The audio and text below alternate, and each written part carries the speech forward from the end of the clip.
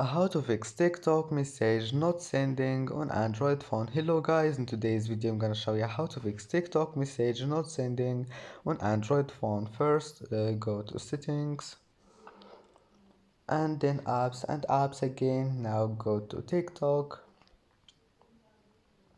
and here you will find storage. Click on it and now click clear cache and then go to data usage and enable all of those here, background data and Wi-Fi.